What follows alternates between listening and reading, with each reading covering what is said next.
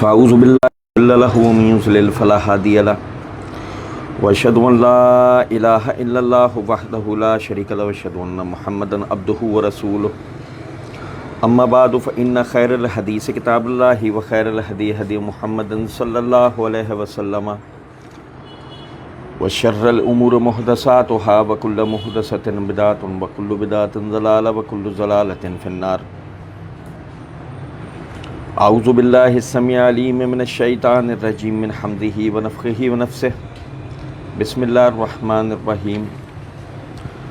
اللہم صلی علی محمد وعلی آل محمد کما صلیت علی ابراہیم وعلی آل ابراہیم انک حمید مجید۔ اللہم بارک علی محمد وعلی آل محمد کما بارکت علی ابراہیم وعلی آل ابراہیم انک حمید مجید۔ رب اشرح لی صدری ویسر لی امری واحلل عقدۃ من لسانی یفقہوا قولی رب زدنی علما۔ وَلَئِن شِئْنَا لَنَذْهَبَنَّ بِالَّذِي أَوْحَيْنَا إِلَيْكَ ثُمَّ لَا تَجِدُ لَكَ بِهِ عَلَيْنَا وَكِيلًا إِلَّا رَحْمَةً مِّن رَّبِّكَ إِنَّ فَضْلَهُ كَانَ عَلَيْكَ كَبِيرًا۔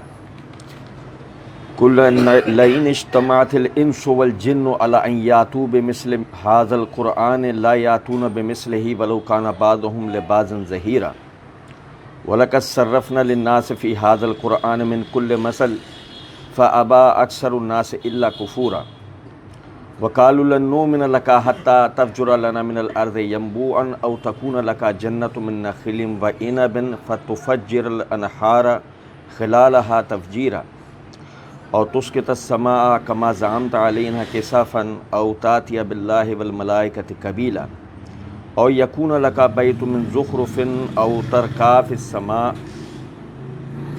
ولن نؤمن لرقيك حتى تنزل علينا كتابا نقرأه قل سبحان ربي هل كنت إلا بشرا رسولا وما منع الناس أن يؤمنوا إذ جاءهم الهدى إلا أن قالوا أبعث الله بشرا رسولا قل لو كان في الأرض ملائكة يمشون مطمئنين لنزلنا عليهم من السماء ملكا رسولا۔ اللہ رب العزت کے فضل و کرم سے آیت نمبر 85 تک پچھلے درس میں ہم نے پڑھا تھا۔ آیت نمبر 86 سے آیت نمبر 95 تک آپ بھائیوں کے سامنے پڑھا ہے۔ ہم پڑھ رہے تھے اللہ رب العزت نے آیت نمبر 82 کے اندر فرمایا وَنُنَزِّلُ مِنَ الْقُرْآنِ مَا هُوَ شِفَاءٌ وَرَحْمَةٌ لِّلْمُؤْمِنِينَ، اور ہم نے اس قرآن میں مومنین کے لیے شفا اور رحمت کو نازل کیا ہے۔ وَلَا يَزِيدُ الظَّالِمِينَ إِلَّا خَسَارًا، اور جو ظالم ہیں ان کو سوائے نقصان کے اور کچھ بھی نہیں ہوتا۔ تو اسی والے سے ہم تفصیل پڑھ رہے تھے یہاں تک کہ آیت 85 ہم نے پڑھی تھی۔ آیت 86 میں اللہ رب العزت نے فرمایا وَلَئِن شِئْنَا لَنَذْهَبَنَّ بِالَّذِي أَوْحَيْنَا إِلَيْكَ ثُمَّ لَا تَجِدُ لَكَ بِهِ عَلَيْنَا وَكِيلًا، اور اگر ہم چاہیں تو اس تمام کی تمام وحی کو لے جائیں، ختم کر دیں۔ ثُمَّ لَا تَجِدُ لَكَ بِهِ عَلَيْنَا وَكِيلًا، پھر ہمارے سوا آپ کسی کو بھی اپنا مددگار نہیں پاؤ گے۔ اصل میں نبی اکرم صلی اللہ علیہ وسلم ایک ایسی قوم کی طرف نبی اور رسول بن کر آئے تھے جن کا سب سے پہلا جو نظریہ تھا وہ یہ کہ جتنے بھی انبیاء کرام علیہم الصلوۃ آئے ہیں وہ بنی اسرائیل کے اوپر آئے ہیں، اور انبیاء کرام علیہم الصلوۃ آتے ہی بنی اسرائیل پر ہیں۔ اس لحاظ سے یعنی ہماری طرف تو کوئی رسول آ ہی نہیں سکتا، ان کا دعویٰ رسالت ہی غلط ہے، جھوٹ ہے، نعوذ باللہ۔ یہ ان عقائد میں سے ایک ہے کہ نبی جو ہے وہ انسان نہیں ہوتا۔ آپ حیران رہ جائیں گے، یہ جو آیتیں ہم نے پڑھی ہیں یہ شروع یہاں سے ہو رہی ہیں اور ختم اسی بات پر ہو رہی ہے کہ کوئی بشر رسول نہیں ہو سکتا۔ اگر وقت ملا آج پڑھیں گے، نہیں تو انشاءاللہ اگلے درس میں ہم پڑھیں گے۔ تو یہ ان کے جو باطل عقائد و نظریات تھے، یہ ان میں سے تھا کہ جی یہ رسول کیسے ہو سکتا ہے، ہمارے اندر سوال ہی نہیں پڑتا، رسول تو اب بنی اسرائیل میں ہوتا۔ پھر ظاہر ہے کہ جب وہ رسول نہیں مانتے تو جو کلام اللہ کا آپ پڑھ کر سنا رہے ہیں، وہ اس کے لیے بھی ان کا یہی نظریہ ہے کہ یہ اس نے خود گھڑا ہے۔ پھر اگر اس کا جواب انہیں ہو جائے کہ نہیں جی یہ انسان کا گھڑا ہوا کلام نہیں ہے، تو اب اس کے بعد ٹھیک ہے، چلو تم اس میں یہ مسئلہ بتا دو، یہ چیز ایسے بتا دو، یہ چیز یہ تم یوں بتا رہے ہو، اسے چھوڑ دو، اس کو تم یوں بتاؤ۔ جیسے آج بھی ہوتا ہے نا کہ جی جب کسی کو دین کی بات سکھائی سمجھائی جاتی ہے تو وہ اس میں رکھنے تشنے نکالتا ہے، اس کی وہ اپنے طور پہ نوک پلک درست کرنے کی کوشش کر رہا ہوتا ہے۔ یار یہ اگر ہم بات کریں گے تو لوگ یوں بولیں گے، اگر ہم یوں بولیں گے تو لوگ ایسا کہیں گے، ہوتا ہے نا اس طرح۔ اللہ رب العزت نے فرمایا وَلَئِن شِئْنَا لَنَذْهَبَنَّ بِالَّذِي أَوْحَيْنَا إِلَيْكَ، اے نبی صلی اللہ علیہ وسلم، ہم نے آپ کی طرف جو وحی کی ہم چاہیں تو اسے لے جائیں، ختم۔ بھائی یہ بڑا آسان ہے۔ آپ سمجھیں کہ جس وقت عزیر علیہ السلام کو اللہ رب العزت نے 100 سال تک کے لیے موت دے دی، تو اس زمانے میں بنی اسرائیل پر رسول تو آئے ہیں، جو وحی عزیر علیہ السلام پر ہونی تھی وہ ان پر ہوئی۔ اللہ تو اس پر قادر ہے، وہ آپ کی بجائے کسی اور کے اوپر وحی اتارے، اللہ اس پر قادر ہے۔ اگر اللہ تعالیٰ نے آپ کو آخری نبی بنایا تو اللہ اس کے اوپر مجبور نہیں ہو گیا کہ وہ اس کے بعد کسی اور کو نہیں بنا سکتا، یعنی آپ سے رسالت لے کے کسی اور کو دے دے، ایسا نہیں۔ اللہ تو بادشاہوں کا بادشاہ ہے نا، اس کو کوئی مجبور نہیں کر سکتا۔ تو فرمایا ثم لا تجد لک بہ علینا وکیلا، اے نبی صلی اللہ علیہ وسلم، آپ جیسا کہ جس کو ہم نے رسالت کے لیے چنا، اگر ہم آپ پر سے وحی کو ڈھالیں تو ہمارے سوا آپ کا کوئی مددگار نہیں ہوگا۔ یعنی کہ وحی کے معاملے میں آپ اللہ رب العزت کی طرف محتاج ہیں۔ اللہ یہ جو آپ پر وحی بھیجتا ہے اس کے لیے آپ کی کوئی محنت نہیں ہے۔ اسی سے اہل سنت کا ایک اور بنیادی عقیدہ کلیئر ہوتا ہے کہ نبوت و رسالت جو ہے وہ آدمی کو اپنی کوششوں سے نہیں ملتی، کہ اگر کوئی آدمی محنت کرے اور محنت کرنے کے نتیجے میں وہ کہے کہ جی میں فلاں کام اگر زیادہ کروں گا تو اب میرے اوپر اللہ کی طرف سے وحی بھی ہونا شروع ہو جائے گی، ایسا نہیں۔ نبوت و رسالت کے لیے اللہ رب العزت اپنے بندوں میں جس کو چاہتا ہے چنتا ہے اور اس پر اپنی وحی کو نازل کرتا ہے۔ یہ ایسا نہیں ہو سکتا کہ بندہ محنت کرے اور فلاں امتحانات سے گزر جائے تو اس پر اب وحی بھی آنا شروع ہو جائے گی، ایسا نہیں۔ تو آپ سمجھیں کہ اب اس کو پچھلی آیت کے ساتھ ملا کر دیکھیں کہ وَنُنَزِّلُ مِنَ الْقُرْآنِ مَا هُوَ شِفَاءٌ وَرَحْمَةٌ لِلْمُؤْمِنِينَ، ہم نے اس قرآن کے اندر مومنین کے لیے رحمت اور شفا کو اتارا ہے۔ سوچو کہ اگر یہ قرآن چلا جائے تو وہ شفا اور رحمت بھی ساتھ چلی جائے گی۔ اور وہ درس آپ لوگوں کو یاد ہوگا، ہم نے پڑھا تھا کہ وہ شفا جو کہ دل کی بیماریوں کی شفا ہے، اور وہ دل کی بیماریاں مثلاً شرک، کفر، بدعت، نفاق، حسد، ہرس، لالچ، بغض، یہ جتنی بیماریاں ہیں جو انسان کو انسانیت سے گرا دیتی ہیں، اس کا علاج قرآن میں ہے، اور وہی قرآن اگر ختم ہو جائے کتنی خطرناک بات ہے۔ اچھا اب ہم سوچیں کہ ہاں یہ تو ٹھیک ہے، لیکن مسئلہ یہ ہے کہ یہ قرآن تو ہمارے ہاتھوں میں ہے۔ میں آپ کو بتاؤں، قرآن ہم پر سے دو اعتبار سے محو ہوتا ہے، مٹتا ہے، ختم ہوتا ہے، دو اعتبار سے۔ پہلا جو آج ہم دیکھتے ہیں کہ آپ کے پاس قرآن ہوگا، بھائی توجہ سنیں، توجہ سے، ہمارے گھروں میں جن گھروں میں اخبار آتا تھا انہیں یاد ہوگا کہ اخبار کو جب تک ہم پورا نہیں پڑھ لیتے تھے اور پورا پڑھ لینے کے بعد بھی جب تک اس کا دسترخوان نہیں بنا لیتے تھے، اور اس دسترخوان بننے کے بعد بھی جب تک وہ پوری طریقے سے خراب نہیں ہو جاتا تھا، اسے گھر سے باہر نہیں نکالتے تھے۔ یا بہت سنبھال کے رکھنے والے لوگ کیا کرتے تھے، پوری طرح پڑھ لیتے تھے اور ردی میں رکھ دیا کرتے تھے، پھر ردی بیچا کرتے تھے بڑی احتیاط سے، ایسے ہی نا بھائی۔ اس ٹکے بھر کے اخبار کی جو نا ہم اتنی قدر کرتے تھے کہ اگر نائی کی دکان میں بھی رکھا ہے تو جتنی دیر میں بال کٹوانے کے لیے بیٹھے ہیں نا، تو ادھر ادھر کی فضول باتیں کرنے کی بجائے اخبار ہی سارا چاٹ جاتا تھا، اتنی اس کو قدر دیتے تھے ہم اخبار۔ لیکن قرآن مجید ہمارے گھروں میں، ہماری دکانوں میں ہمارے پاس ہوگا، اتنی قدر نہیں دیں گے کہ اس کو نکال کر پڑھ لیں کہ ہمارا رب ہم سے کیا فرماتا ہے۔ دی ہم نے قرآن کو اتنی قدر کہ جتنی 2 ٹکے کے اخبار کو دیے۔ یہ ہے قرآن کا محو ہو جانا، یہ ہے پہلا حصہ۔ آپ دیکھیں یہ مستدرک حاکم کی جلد نمبر 6 کے صفحہ نمبر 655 پہ حدیث نمبر ہے 8538۔ عبداللہ ابن مسعود رضی اللہ تعالیٰ عنہ فرماتے ہیں سب سے پہلی چیز جو تمہارے دین میں مفقود ہوگی وہ ہے امانت، کہ امانت کی جو اہمیت ہے نا وہ تمہاری نظروں سے محو ہو جائے گی، ختم ہو جائے گی۔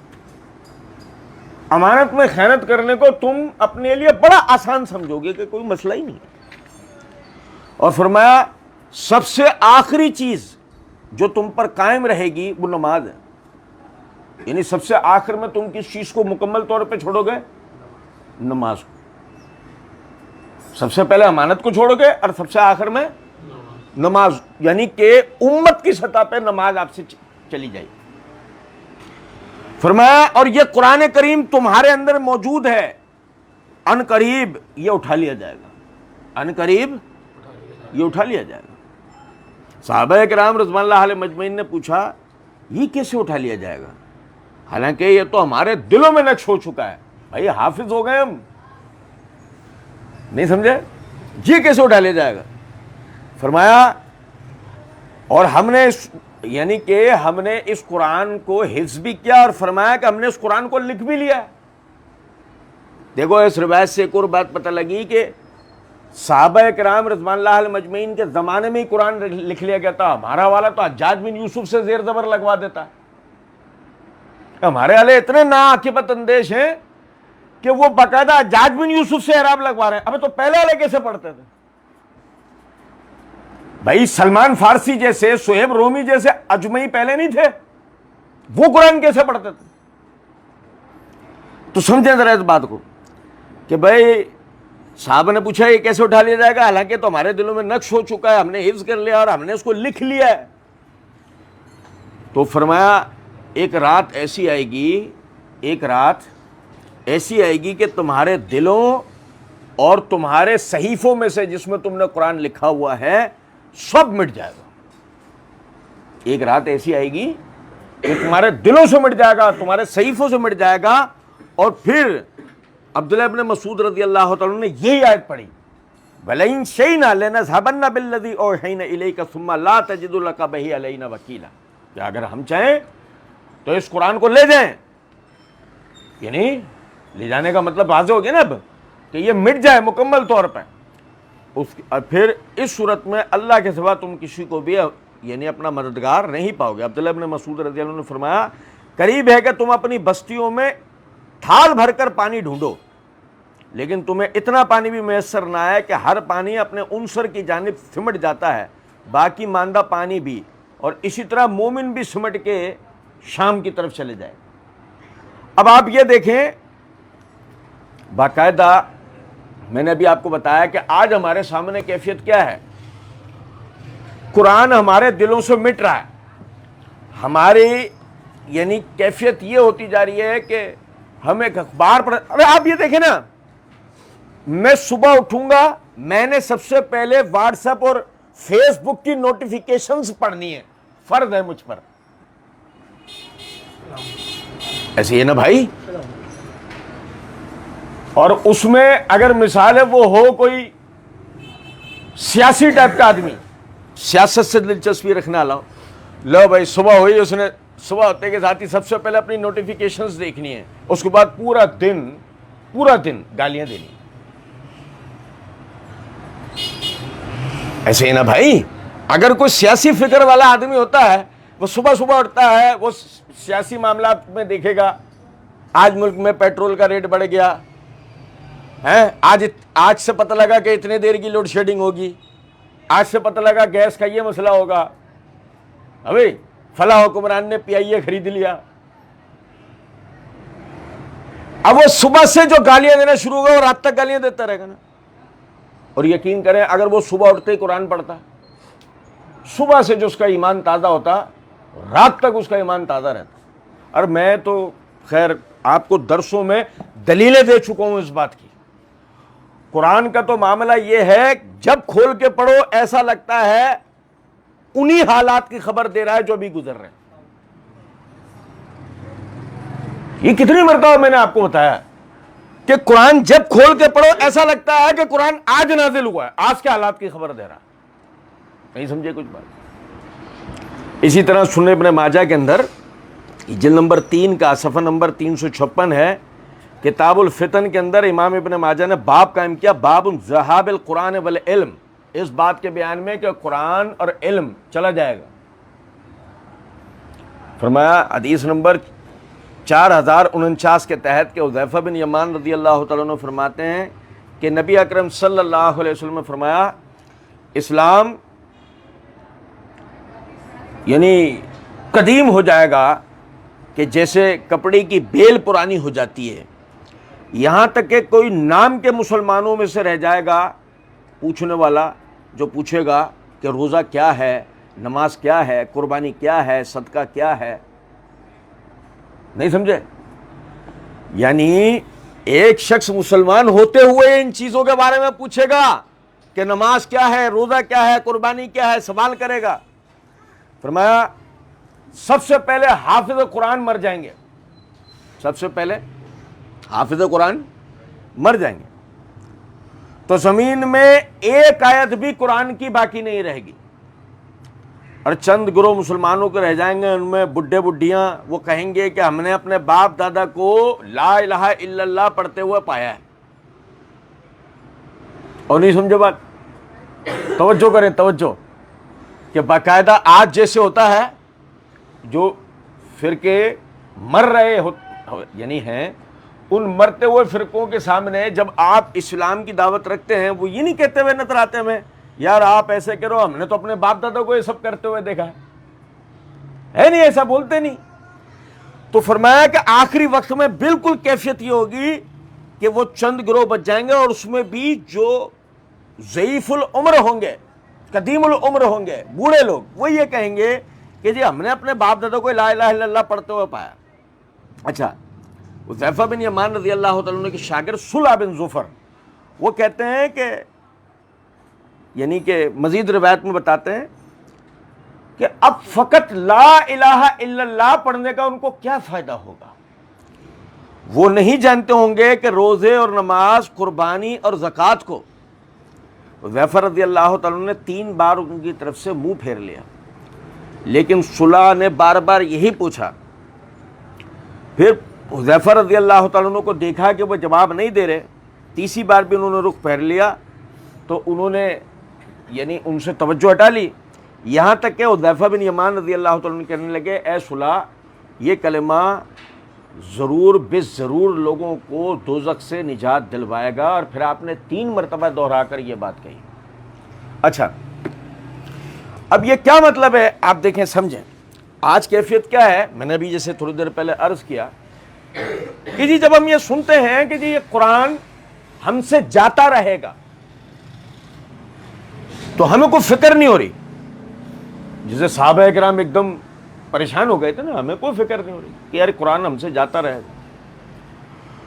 اس کا نتیجہ خود بخود حدیث کے اندر نکل کر آ رہا ہے کہ پوچھنے والا پوچھے گا نماز کیا ہے، روزہ کیا ہے، زکوٰۃ کیا ہے، حج کیا ہے. اچھا، آج ایمانداری صاحب ایک بات بتائیں، میں نے جیسے ابھی تھوڑی دیر پہلے عرض کیا نا، اخبار پڑھنا ہمارے لیے پھر فرض رہ گیا تھا، فیس بک کی نوٹیفیکیشن دیکھنا پھر ہمارے لیے لازمی تھا، لیکن قرآن پڑھنا نہیں تھا.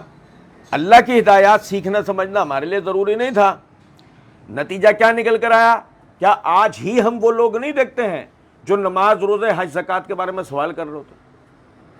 اور یہ سمجھ لیں بات کہ یہ سوال وہ نہیں ہے، یہ سوال وہ ہے جو دلوں میں شک پیدا کرنے والا ہے۔ ایک تو وہ ہوتا ہے نا سوال کہ اس میں نماز روزہ حج زکوٰۃ کو آدمی سیکھنے کے لیے کسی مسئلے کو سوال کرتا ہے، اور ایک ہوتا ہے کہ وہ باقاعدہ انہیں مشکوک بنانے کے لیے سوال کرتا ہے۔ کیا آج ہم اپنے ارد گرد نہیں دیکھ رہے اس طرح کے حالات بنتے ہوئے؟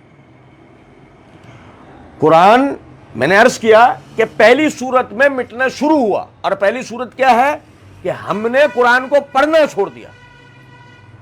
آج حاملین قرآن، ہم اہل القرآن ہے نا، حاملین قرآن ہے، اگر آج ہمارے سامنے ایک شخص قرآن کی آیت پڑھ کے سنائے تو ہمارا حوالہ مانگ رہا ہوتا نہیں مانگ رہا ہوتا؟ صحابہ مانگتے تھے؟ صحابہ حوالہ مانگتے تھے؟ نہیں۔ کیوں؟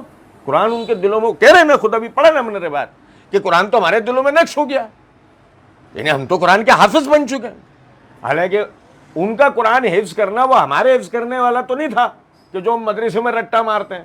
ان کا قرآن حفظ کرنا تو یہ کہ جو صورت نازل ہوتی تھی وہ اس کو بشمول اپنے احکام و مسائل اللہ کے نبی صلی اللہ علیہ وسلم سے سیکھ لیا کرتے تھے۔ جیسے کہ عبداللہ بن عمر رضی اللہ تعالیٰ عنہ نے 8 سال میں سورہ بقرہ سیکھی تھی، ہمارا والا 2 سال میں قرآن ہی پڑھ لیتا ہے۔ جو 8 سال میں سورہ بقرہ انہوں نے سیکھی ہوگی تو سوچیں ذرا اس بات کو، انہوں نے کیا کیا نہیں سیکھا ہوگا۔ اب ان کے سامنے سورہ بقرہ کے یعنی کہ کسی بھی آیت کو، کسی بھی حکم کو جس کا تعلق سورہ بقرہ کی فلاں آیت سے ہے، اس کو جب بیان کیا جاتا ہوگا تو عبداللہ ابن عمر رضی اللہ تعالیٰ عنہ کتنی وضاحت کے ساتھ اسے سمجھا دیا کرتے ہوں گے، یا کسی لفظ کو سمجھنے میں کسی کو کوئی مشکل پیش آ رہی ہوگی تو عبداللہ ابن عمر رضی اللہ تعالیٰ عنہ کتنی آسانی سے اسے سمجھا دیتے ہوں گے۔ لیکن آج ہماری کیفیت کیا ہے؟ میں آپ کو ایک مزے کی بات بتاؤں، اللہ اللہ کر کے یہ سلسلہ ختم ہوا، ایس ایم ایس کے زمانے میں بعض بھائی ایس ایم ایس کر کے سننا، توجہ سننا، کہ قرآن کس طرح نظروں سے محو کر دیتا ہے اللہ، سمجھ میں آتا ہے ان آیتوں حدیثوں کا مطلب۔ ایس ایم ایس کے زمانے میں جب گوگل بابا رحمۃ اللہ علیہ اس کو مدد کے لیے نہیں پکارا جاتا تھا تو باقاعدہ یعنی کہ ایس ایم ایس کر کے بعض دفعہ بھائی پوچھتے تھے کہ فلاں سے میری بات چل رہی ہے، اس نے مجھے یہ ترجمہ بھیجا، بھائی قرآن میں یہ آیت ہے یا نہیں؟ نہیں سمجھے کچھ بات؟ اور ہم پلٹ کے ان سے پہلی بات یہ پوچھتے تھے تمہارے گھر میں قرآن مجید ہے؟ ہاں تو کھولو دیکھ لو۔ سمجھے کچھ بات؟ یہ نہیں، یعنی آپ توفیق کے نہ ملنے کی حالت دیکھیں کہ اس کے گھر میں قرآن مجید ہے اور وہ ایس ایم ایس کر کے ہم سے پوچھ رہا ہے فلاں سے میری بات چل رہی، سنو مجھے یہ آیت جو نا بھیجی ہے، کیا یہ آیت قرآن مجید میں ہے؟ یہ ترجمہ ایسے یہ ہے؟ ابے بھائی تیرے اپنے گھر میں ترجمہ والا قرآن مجید موجود ہے، تو اس کو کھول کے نہیں دیکھ سکتا کہ ایسے ہے یا نہیں؟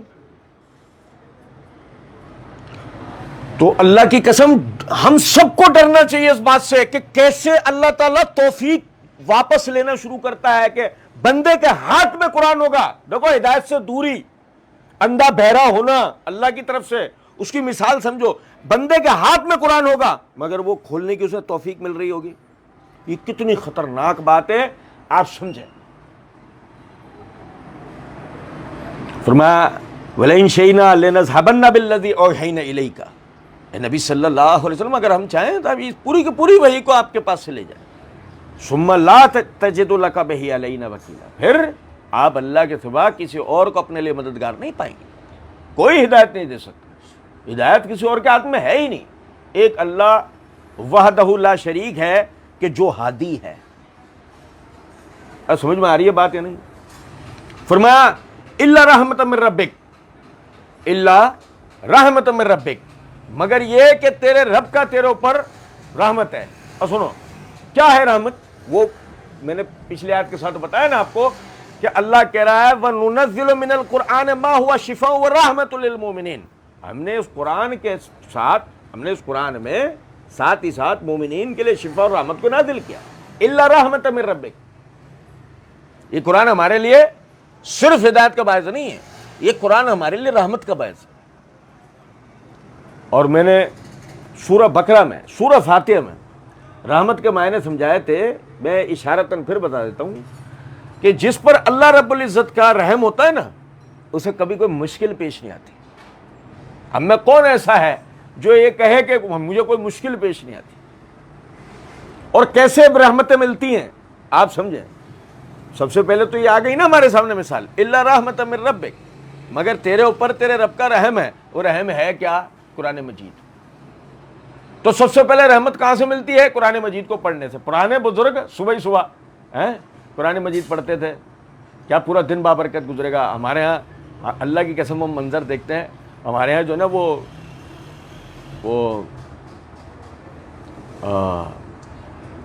کیا لفظ میں مجھے لفظ نہیں مل رہا, وہ گھوڑے والا مندر سمجھتے ہیں؟ اور رافضیوں کا یار وہ گھوڑے کی پوجا پاٹ کا اتارا ہوتا ہے نا, تو ہمارے ہاں ایک گھوڑے والا مندر ہے. سمجھ گئے نا مندر؟ ابھی بھی نہیں سمجھا بھائی. شیعوں کی اوتاق دیکھیے, وہ علم مولائیوں کی جو اوتاق ہوتا ہے اندر گھوڑا وڑا باندھتے ہیں, وہ اس کی کہہ رہا ہوں, گھوڑے والا مندر. سنیں وہ اللہ کی نشانیاں میں ایسی دیکھتے ہیں اپنے ارد گرد, اللہ کی قسم بھائی. وہ اوتاق بنی ہے, اس کو باہر گنے کا شربت بیچنے والا ہے, آپ خود بھی دیکھ سکتے ہیں لجپت روڈ پہ. وہ صبح صبح جو ہے سننے ذرا بات کو, محرم میں وہ رات بھر انہوں نے وہ جلایا, اور صبح اس نے جو نا سورہ رحمان لگا لی. نہیں سمجھے؟ اب اس میں قطع نظر اس کے کہ بار بار فبئی اعلی ربکما تکذبان کا ترجمہ آ رہا ہے کہ تم اپنے رب کی کون کون سی نعمتوں کو جھٹلاؤ گے. قطع نظر اس کے, وہ یقین کرے گھوڑے گدھے کا فرق صاف سمجھ میں آ رہا ہے. گھوڑا اور پوجا کرنے والے گدھے, فرق صاف سمجھ میں آ رہا ہے. لیکن قطع نظر اس کے اچانک سے, میں بچوں کو لے کے اسکول جانا تھا, میں گاڑی صاف کر رہا تھا باہر کھڑا ہوں, اور سبحان اللہ میں عشرے کول پڑھ رہا تھا. وہ سن کے نہیں سمجھ رہے کہ اللہ پاک ہے. حقیقت میں یار اللہ پاک ہے کہ جو شرک اللہ کے ساتھ کیا جاتا ہے. اللہ کیسے کیسے اپنی نشانیاں دکھاتا ہے, ہدایت کو کیسے لوگوں کے لیے کھول کھول کے رکھ دیتا ہے. ان کے سر کے اوپر اللہ نے ہدایت کو رکھ دیا, ان کے سر پہ. وہ تو جب یہ آیت آئی ہے, یقین کریں میں کام چھوڑ چھاڑ کے, اور میں یوں حالانکہ مجھے پتا ہے وہ آیت کا, لیکن میں کام چھوڑ چھاڑ کے اور یوں متوجہ ہو گیا کہ ایسے کہ جیسے آج یہ آیت اتری ہے, آج یہ ہدایت مل رہی ہے ہمیں. یسألوہ من فی السماوات والارض, سورہ رحمان میں اللہ کہتا ہے یسألوہ من فی السماوات والارض, زمین اور آسمان میں جو کوئی ہے سب اللہ سے سوال کرتا ہے.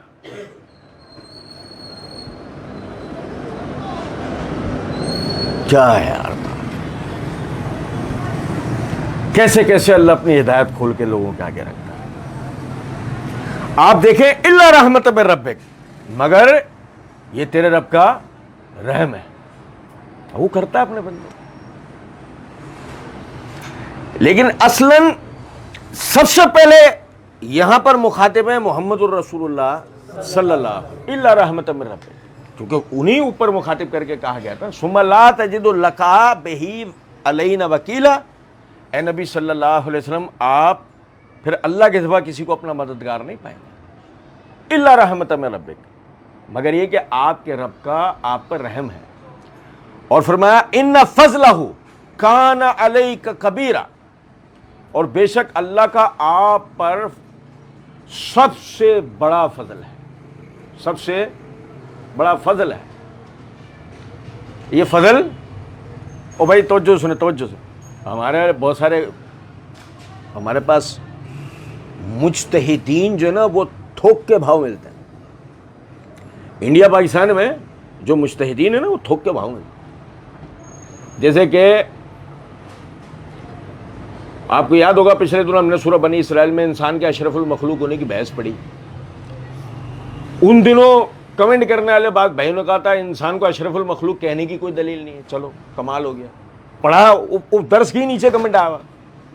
چلو نہیں پڑھی ہوتی آیتیں سمجھ میں آتا, آیتیں پڑھ کے جس کا درس ہوا اسی کے نیچے کمنٹ آیا کہ جی وہ ثابت نہیں. چلو اب اسی طریقے سے ایک اور بات سمجھیں گے. جی ایک ہے نبی صلی اللہ علیہ وسلم کی فضیلت کی, جی آپ تمام بنی آدم میں سرداری کا منصب پہ فائز ہیں, کہ جی وہ حدیث کے وہ بھی ہم پڑھیں گے. ایک ہے آپ تمام انبیاء کی امامت آپ نے کی، وہ بھی اپنی جگہ ہے. یہ آپ کے لیے لفظ استعمال کرنا کہ آپ تمام انبیاء کے سردار ہیں وغیرہ، یہ سب غلف ہے.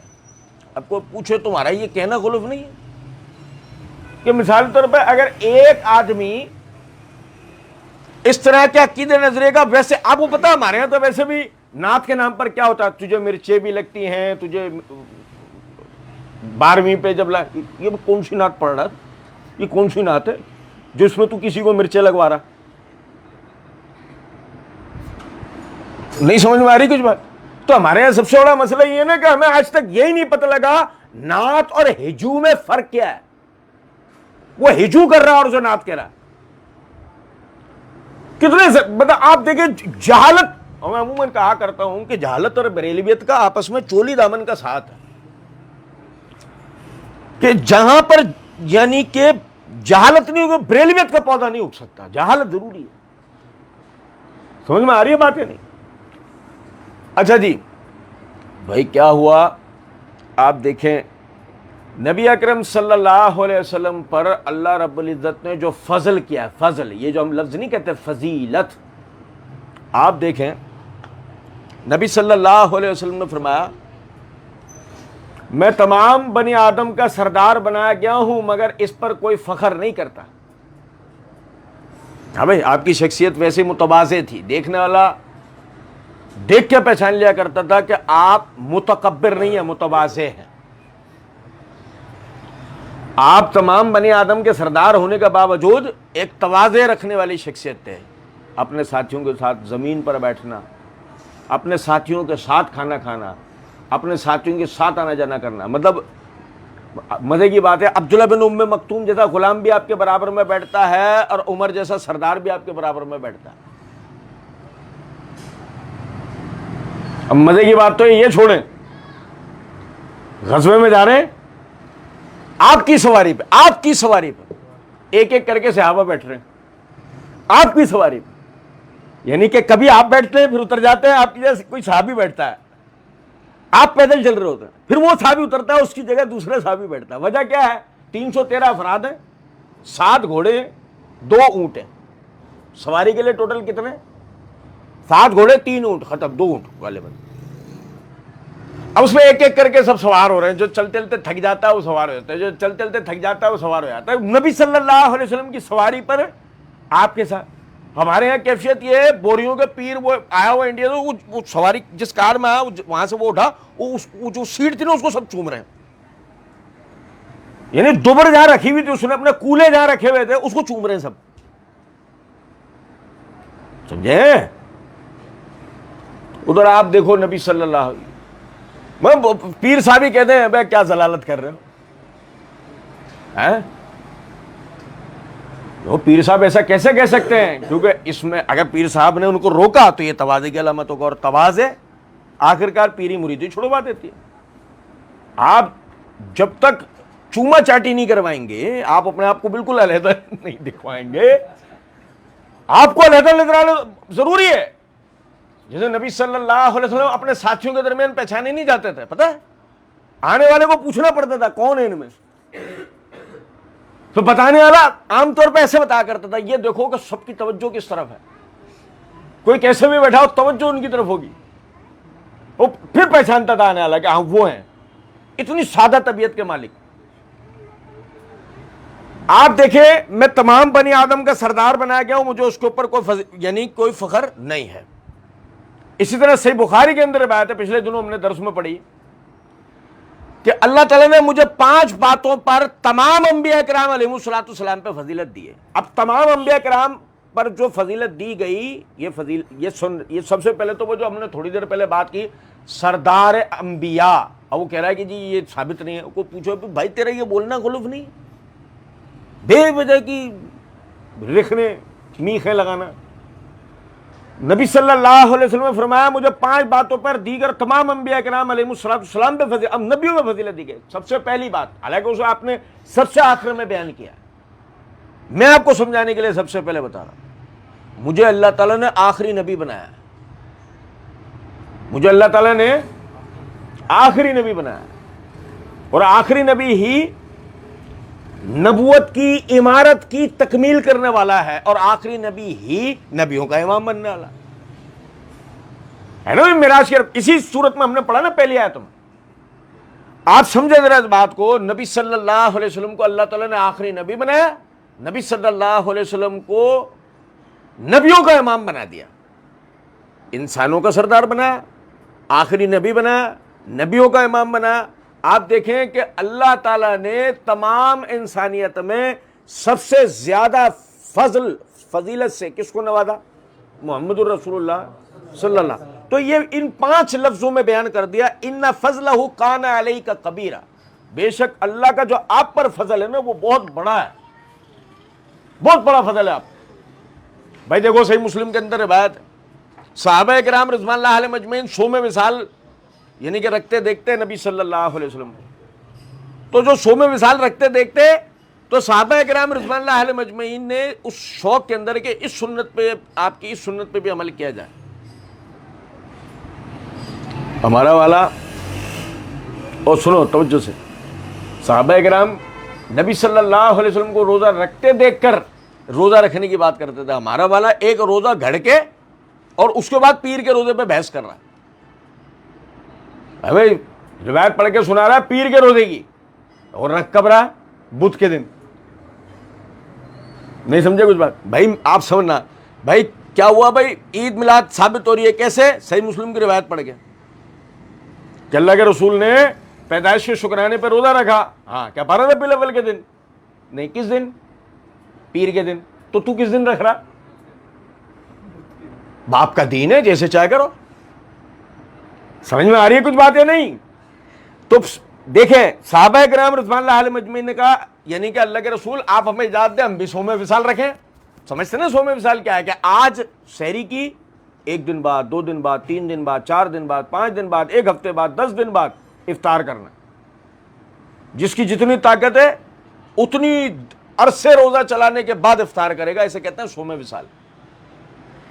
صحابہ کرام نے پوچھا اللہ کے رسول آپ ہمیں حکم دیں ہم 100 میں وصال رکھیں. نبی صلی اللہ علیہ وسلم نے کہا نہیں رکھنا.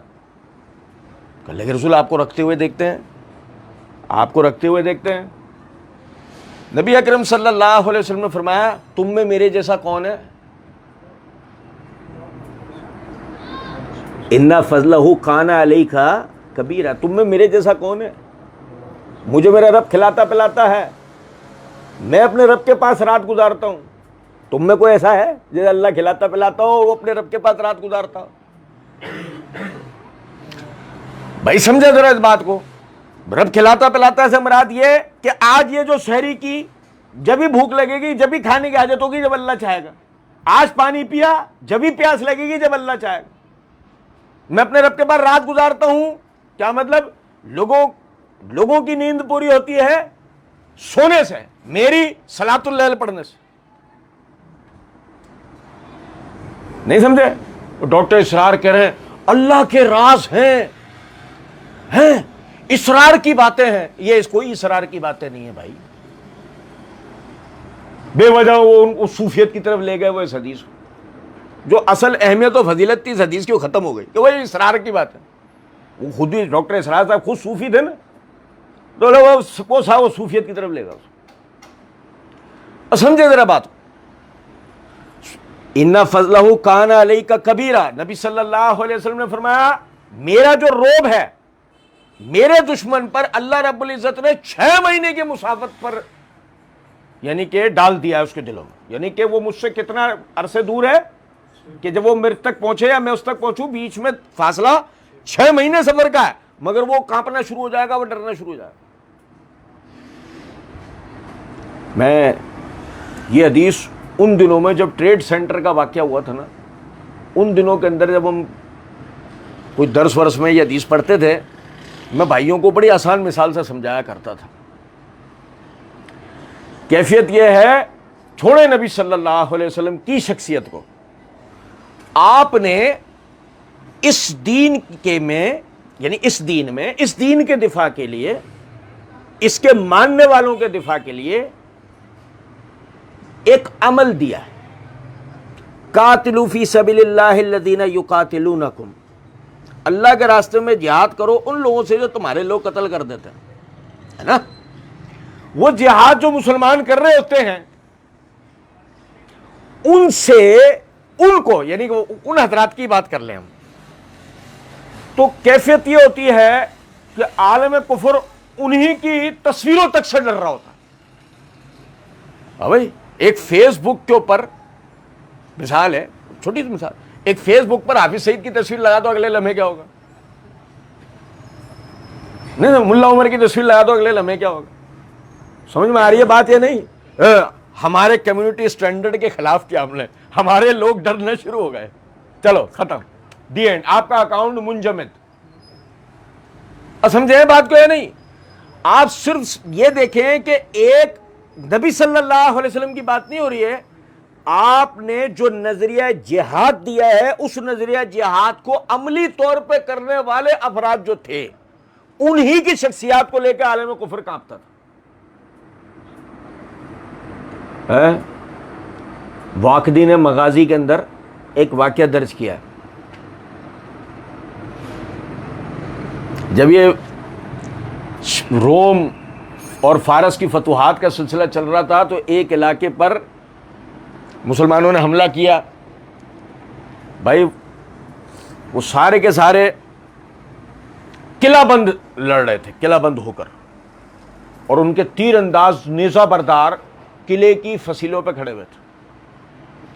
بھائی فصیل سمجھتے ہیں؟ بھائی قلعہ سمجھ میں آ رہا ہے؟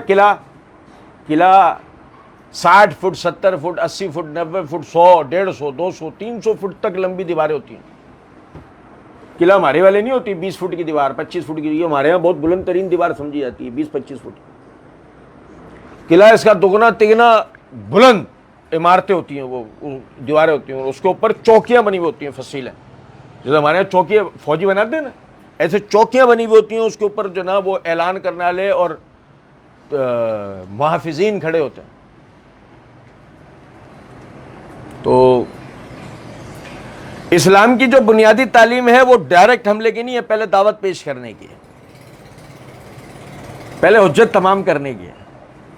تو خالد بن ولید رضی اللہ تعالیٰ عنہ وہ صبح نکلے, یعنی کہ رات کو پہنچ گئے تھے اس علاقے کے قریب, تو وہ صبح نکلے, تھوڑا سا بھائی آگے آ جائیں.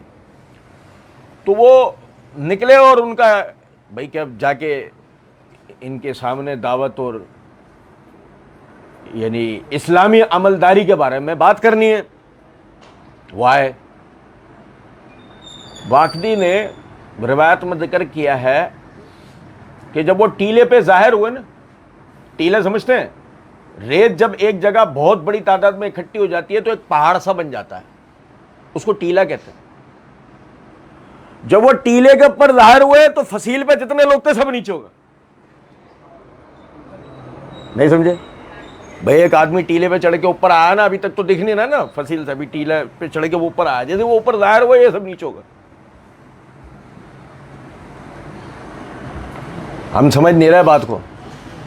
اور بھائی توجہ کریں, ایک آدمی, ایک مسلمان, ایک آدمی وہ ٹیلے کے اوپر وہ ظاہر ہوا ہے, ساری فوج نیچے بیٹھ گئی. آگے آ جاؤ نا, آگے آ جاؤ.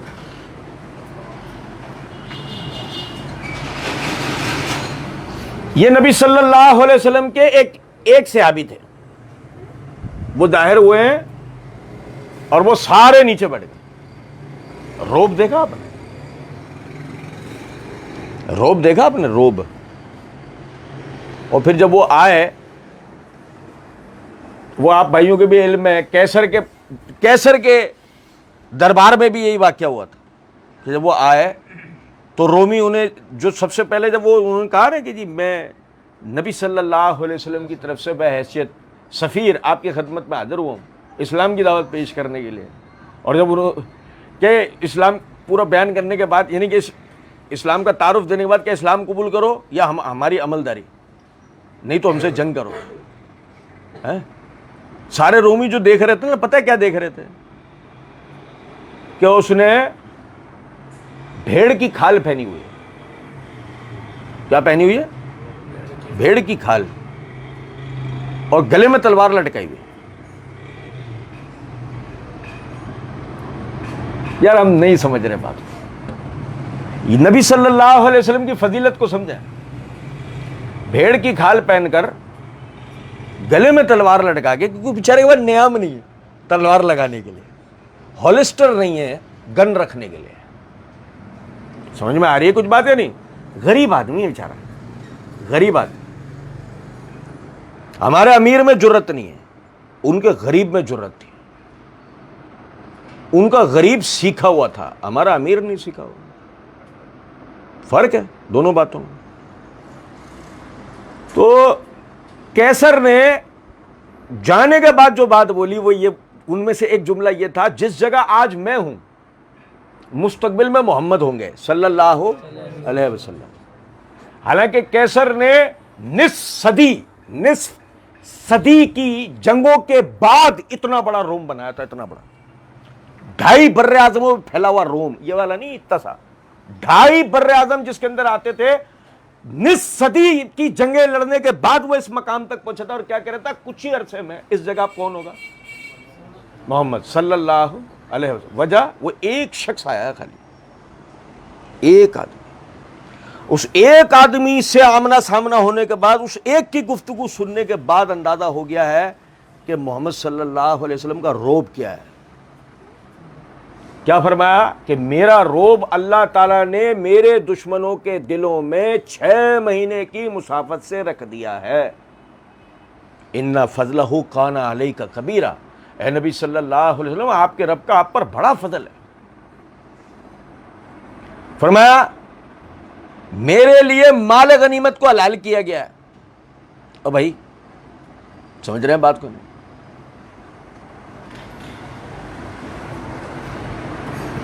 پتہ ہے ہمارے ہاں ہم سنتے ہوئے دیکھتے ہیں اپنے حکمرانوں کو, سمجھدار پڑھے لکھے لوگوں کو, وہ یہ کہتے ہوئے نظر آ رہے ہوتے ہیں بھائی وسائل ہے نا, وسائل یہ کمیاب ہوتے جا رہے ہیں.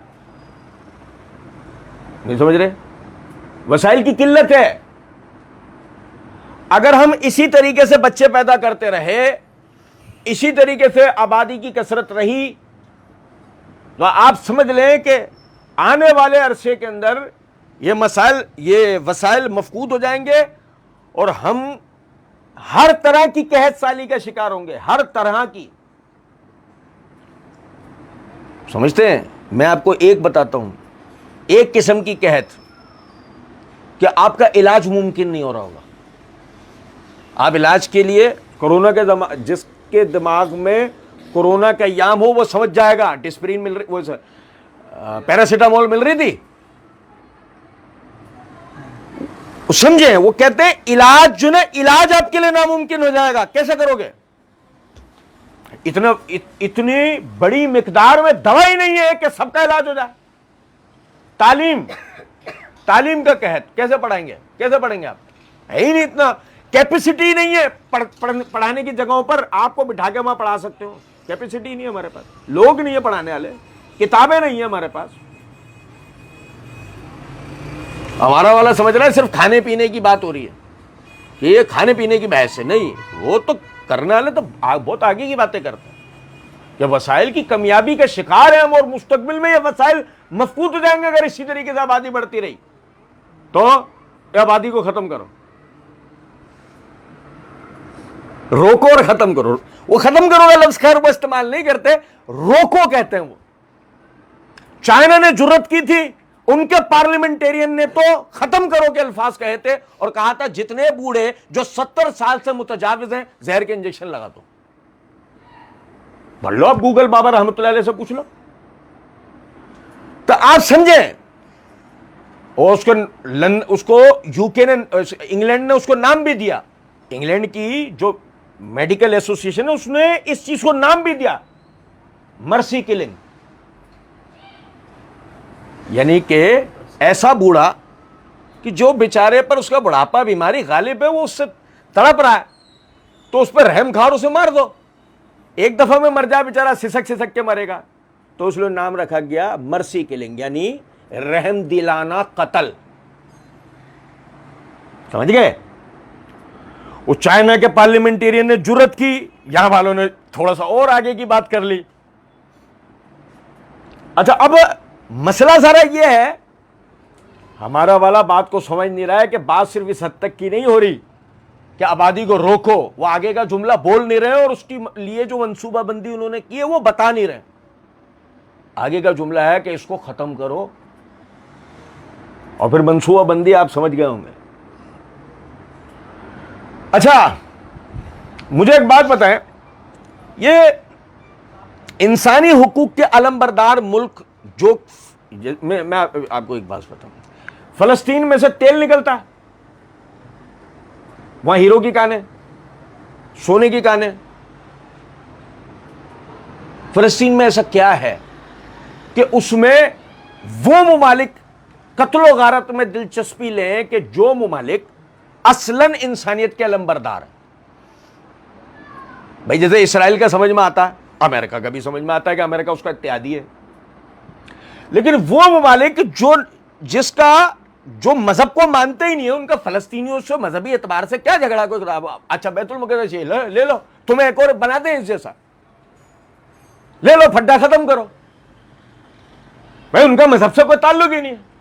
یا وہ ممالک کے مثال طور پہ نہ وہاں سے پیٹرول نکل رہا، نہ سونا، نہ ہیرا، نہ یورینیم، وہاں سے کوئی ایسی چیز نہیں نکل رہی جو طاقتور ممالک اس کی طرف متوجہ ہو. جیسے شام میں جو قتل و غارت ہوئی، اس کی بنیادی وجہ وہاں سے نکلنے والا نمک، وہاں سے نکلنے والا پیٹرول، وہاں سے پیدا ہونے والی گندم ہے، جو روس بھی کودا رہا اور ترکی بھی کودا رہا اور چائنا بھی کودا رہا اس کے اندر، اور مائی باپ بھی کودے رہے. نہیں سمجھے کچھ بات؟ فلسطین میں کیا ہے؟ کچھ بھی نہیں. میں نے پچھلی مرتبہ بتایا تھا آپ دونوں بھائیوں کو، یاد ہے آخر میں؟ خیر، تو صرف ایک بات ہے چھوٹی سی، جنگوں میں انسانی حقوق کے علم بردار ممالک اس لیے بھی کودے رہتے ہیں کہ اس کے نتیجے میں بڑی تعداد میں لوگوں کا قتل عام ہوگا اور آبادی. آپ کو پتا ہے وہ ایک تھیوری پہ کام کر رہے ہیں، اور وہ تھیوری کیا ہے؟ اس تھیوری پہ انہوں نے مختلف قسم کی ڈاکومنٹری اور فلمیں تک بنا دی ہیں. وہ تھیوری کیا ہے؟ ایک مرتبہ میں زمین پہ موجود تمام انسانیت کا خاتمہ، امیروں کو الگ کر کے ساری انسانیت کا خاتمہ کر دو. پھر جو امیر ہوں گے، پڑھے لکھے لوگ، ان کے ذریعے ہم ایک نئی جنریشن بنائیں گے. ان میں کوئی ٹیررسٹ نہیں ہوں گے، ان میں کوئی منشیات فروش نہیں ہوں گے، ان میں کوئی فلاں نہیں ہوں گے، ان میں کوئی فلاں نہیں ہوں گے. اب پتہ ہے اس تھیوری کے اوپر باقاعدہ وہ کام کر رہے ہیں کرنے والے. آپ بولیں گے یار بہت لمبی ہو گئی، اصل بات کیا ہے؟ اب میں آپ کو اصل بات کی طرف لاتا ہوں.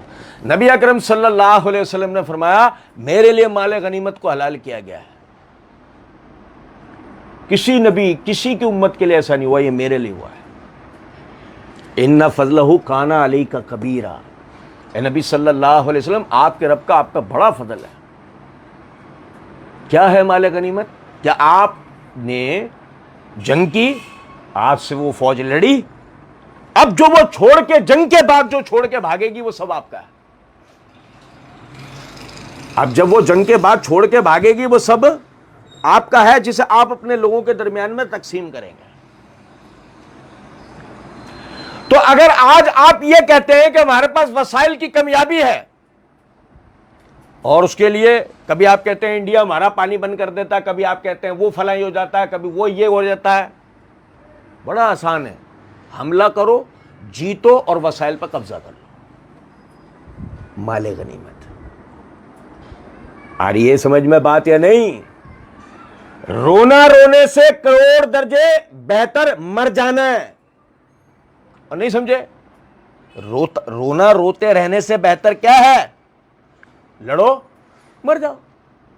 بھائی تم دن رات مر رہے ہو روتے پیٹتے، تمہارے منہ سے سوائے گالیوں کے، بے تکی باتوں کے، تمہارے منہ سے سوائے شکووں کے کچھ اور سننے کو ملتا ہے؟ نہیں، بہتر ایک ہی دن میں مر جائے یار لڑ کے.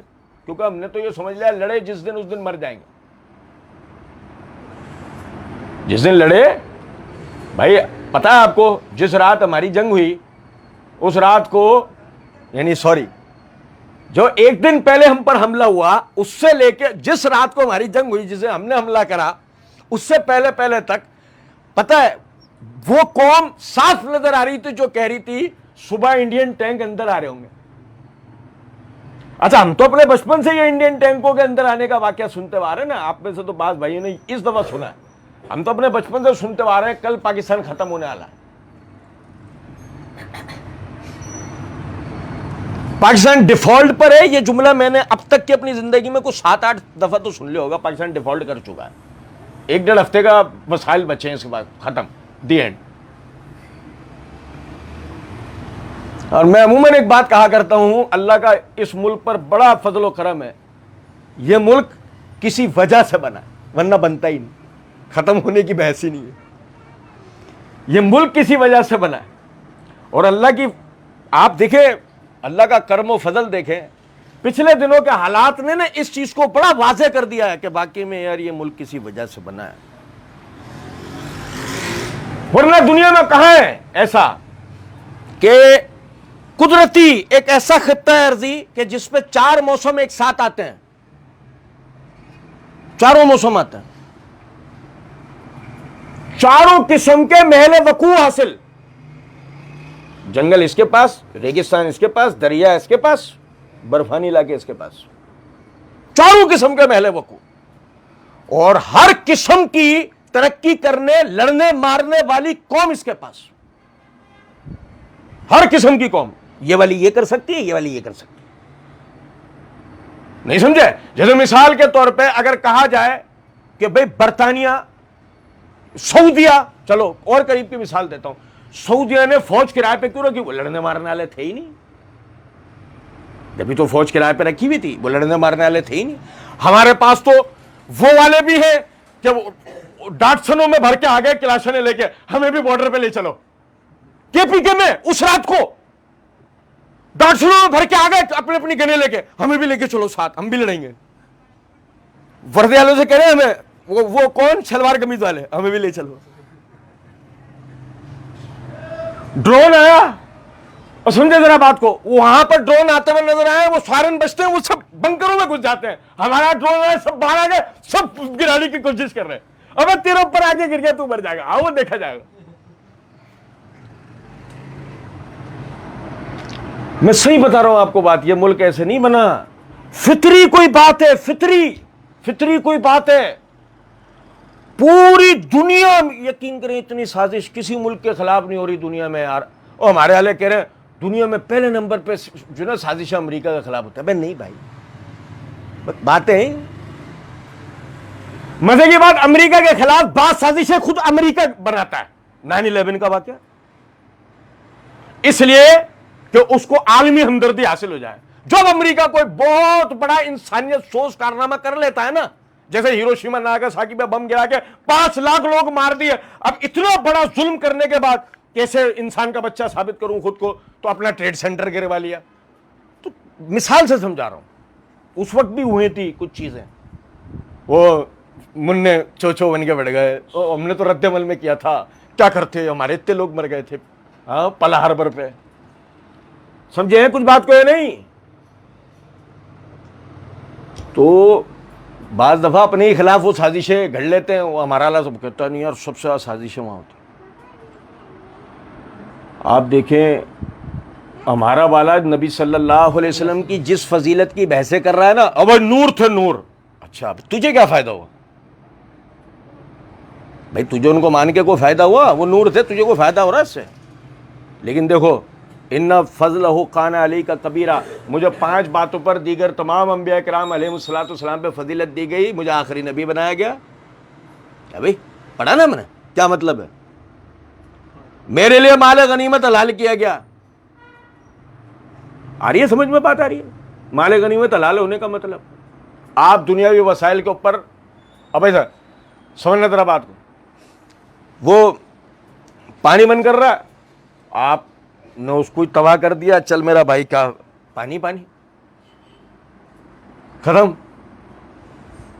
اس نے آپ نے ہرمز پہ وہ کر لیا قبضہ, اس لیے پیٹرول مہنگا ہو رہا ہے, اسی کو ختم کر دو, پیٹرول سستا. آ رہی ہے سمجھ میں کیا کہہ رہا ہوں؟ پھر نام لوں گا تو پھر ایف آئی آر کٹ جائے گی. نہیں سمجھ رہے کچھ بات؟ ابے اسی پہ حملہ کرو, جان چھوڑو. اصل ہے آپ کا تشخص، بس اصل ہے آپ کی بقا. بھائی جنگی اعتبار سے بھی بات کی جائے، دینی اعتبار سے نہیں کر رہے ہم، جنگی اعتبار سے اصل ہے آپ کا تشخص، اصل ہے آپ کی بقا. آپ کی بقا ضروری ہے. آپ باقی ہیں، سب باقی ہے. آپ باقی نہیں ہوں گے چھوڑ دو ساری ڈرامے بازیاں. پھر اس کے بعد اتحاد کے لیے آدمی بھی تو زندہ ہونا چاہیے. نہیں سمجھے؟ جب یہ کہا جائے نا کہ یہ عالمی اتحاد، تو عالمی اتحاد کے لیے آپ کا زندہ رہنا بھی تو ضروری ہے. وہ تو متحد ہو کے آپ کو مارنے پہ تلے ہیں. میرے لیے تمام، میرا روب میرے دشمن پر 6 مہینے کی مسافت پہ رکھا گیا، پڑھا نا میں نے. میرے لیے تمام زمین کو مسجد بنایا گیا ہے. ان فضلہ کان علیک کبیرہ. میرے لیے تمام زمین کو مسجد بنایا گیا ہے. نہیں سمجھے؟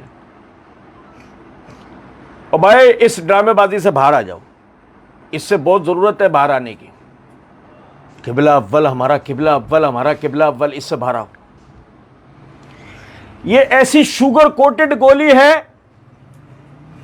کہ یہ گولی کھلانے کے بعد آپ سے کشمیر کی مساجد بھلوا دی گئیں، افغانستان کی مساجد بھلوا دی گئیں، عراق کی مساجد بھلوا دی گئیں، شام کی مساجد بھلوا دی گئیں، بابری مسجد بھلوا دی گئی.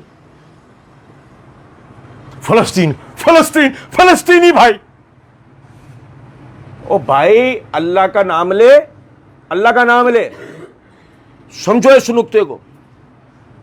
آپ کے، میں نے عرض کیا نا، سب سے پہلے ہیں آپ کے اپنے عزائم، اپنے مقاصد، اپنے معاملات.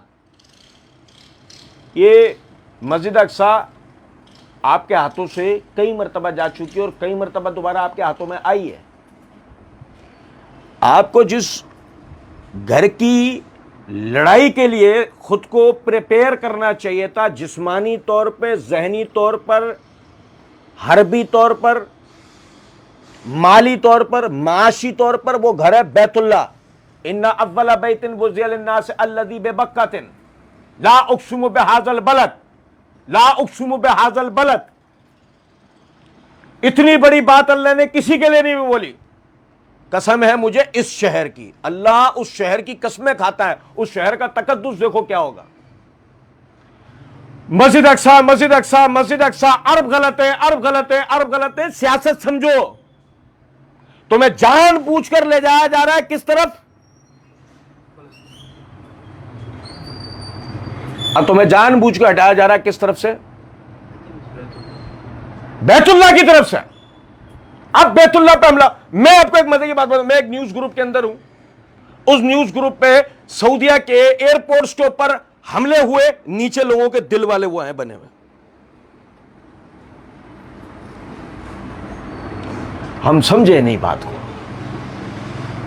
کیا ہو بھائی، انہوں نے امریکی بیسز دیے، وہ تو تمہارے والوں نے بھی دی تھی مشرف دور میں. پھر اگر تم پر مثال کے طور پر میزائل داغ کے تمہیں نیست و نابود کر دیتا تمہارا دشمن ہے افغانستان، بھائی اس کا نام لیں گے تو ایف آئی آر کٹ جائے گی. تو اگر افغانستان تمہاری اینٹ سے اینٹ بجا دیتا کہ جی تم نے امریکہ کو ایئرپورٹ دیے، اس وقت جو تمہارا جواب ہوتا، آج سعودیہ کے لیے سمجھ لو. بات تو سیاسی کرو نا. وہاں کی عقیدت کیوں گھس جاتی ہے تمہارے اندر؟ وہاں سیاسی بات کرو. ہر جگہ کے لیے تم سیاسی بات کر رہے ہو، وہاں کے لیے فوراً عقیدت آ گئی. ایک نقطہ انتہائی غور طلب ہے ہمارا، ہمیں سمجھنے کی بے انتہا ضرورت ہے. فلسطین سے ہمارا کسی قسم کا کوئی تعلق نہیں ہے، کسی قسم کا. ہمارا اصل میں تعلق پاکستان سے ہے.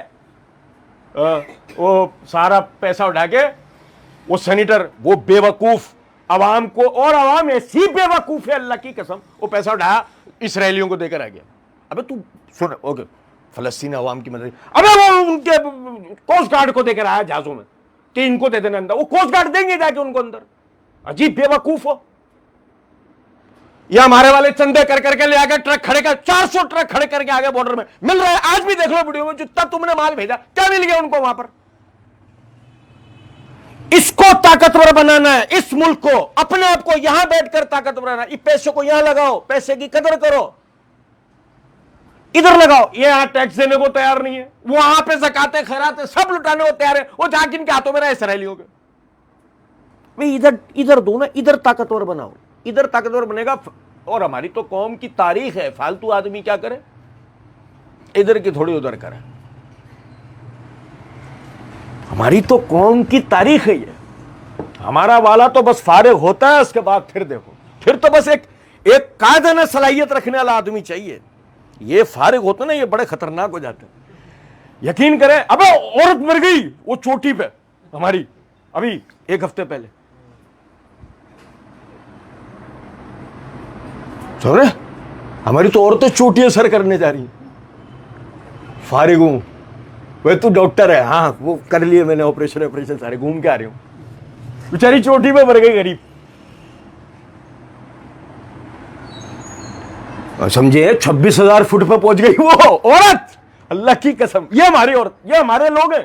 ہم فارغ ہوتے ہیں, ہم کارنامہ کر دیتے ہیں. میں صحیح بتا, اسی لیے تو ہمیں ان چکروں میں لگا کے گیا ہے. لوڈ شیڈنگ 8 گھنٹے رکھو, گیس صرف 3 گھنٹے دو. ہمیں اسی لیے پھنسا کے رکھا ہوا ہے. بھائی فارغ نہیں ہونے دو, یہ فارغ ہو گئے, یہ ڈی چوک پہنچ جائیں گے. کوئی پاگل کا بچہ انہیں لے آ کے میں نچوا دے گا. صحیح بتا رہا ہوں میں آپ کو, یہ فارغ نہیں ہونی چاہیے ان کو. یہ فارغ ہوتے ہی کر دیتے ہیں چران.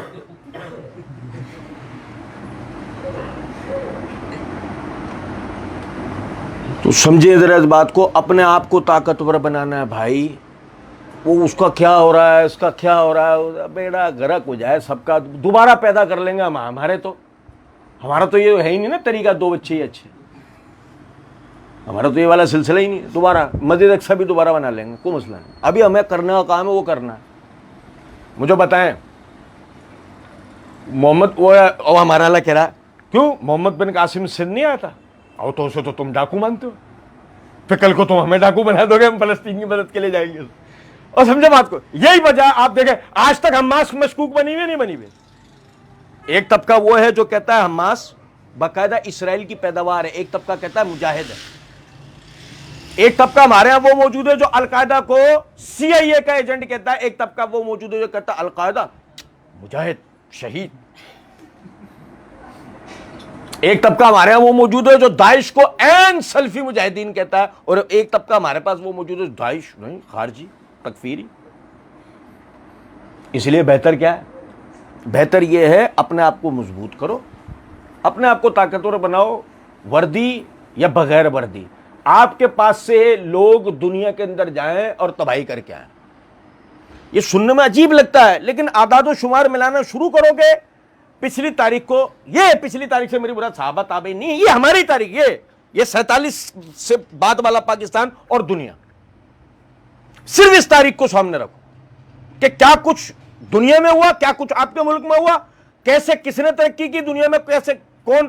آپ دیکھیں نا, سمجھے جاپان پر جب بوم آ کے گرے, اس نے اس کے بعد کیا علیحدگی پسند عسکری پسند تنظیمیں بنا کر اپنے دشمنوں پہ پراکسیز کھڑی کر دی؟ نہیں, اس نے ترقی کرنا شروع کی, اپنے آپ کو مضبوط کرنا شروع کیا. آج جاپان آپ کی مجبوری بن گیا یا نہیں بن گیا؟ چائنا نے 150 سال تک چرسیوں کو بھگتا, پورا چائنا چرسی تھا, پتا آپ تاریخ اٹھا کے پڑھو. 150 سال تک بھگتنے کے بعد جب وہ کھڑے ہوئے, انہیں یہ نہیں کہ دنیا پہ جنگوں کو مسلط کر دیا, دنیا پہ جا کے انہوں نے اپنے آپ کو مضبوط کیا. آج چائنا آپ کی مجبوری ہے یا نہیں؟ لیکن انڈیا کو دیکھ لو, ایران کو دیکھ لو, اب اس پہ ایف آئی آر نہیں کٹے گی. دیکھو میں نے 2 نام ایک ساتھ بولے, انڈیا کو دیکھ لو, ایران کو دیکھ لو, چاروں طرف پراکسیز کھڑی کی. آج دیکھ لو انڈیا کا اشر کیا ہے, آج دیکھ لو ایران کا اشر کیا ہے. بھئی ایران کا انڈیا کا اشر بتانے کی ضرورت ہے؟ انڈیا نے پراکسیز کھڑی کی نا چاروں طرف, نتیجہ دیکھ لو. وہ سمجھا کہ ایسے میں کو طاقتور بن جاؤں گا, ایران نے بولا شاید میں ایسے کو طاقتور بن جاؤں گا. دونوں کا بڑا کر دیکھ لو کیا ہوا.